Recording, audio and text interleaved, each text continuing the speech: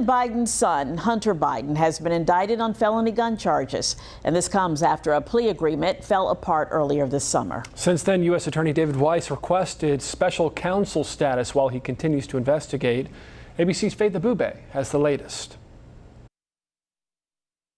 President Biden's son Hunter facing up to 25 years in prison after special counsel David Weiss indicted him on 3 felony counts related to gun charges Thursday.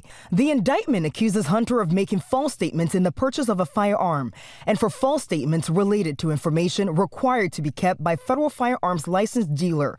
A 3rd count accuses Hunter of possession of a firearm by a person who is an unlawful user of or addicted to a controlled substance, altogether putting the younger Biden in serious legal jeopardy just months after a plea deal in the case fell apart. Obviously, the judge didn't like the plea deal, and that happens sometimes. The judge just doesn't think that the punishment is harsh enough based on what the charges are. Looking at the new indictment, though, they look like ticky-tack charges. They're not something that the federal government typically brings. Hunter, back in July, ready to plead guilty to tax crimes to avoid prosecution and enter into a pretrial diversion program on the gun charge. But the deal struck with Weiss unraveling in court.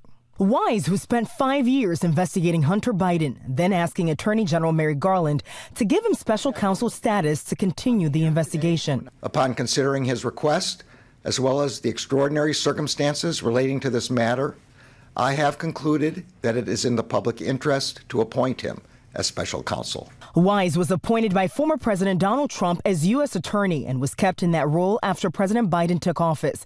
Hunter's team maintains that the diversion agreement is still binding.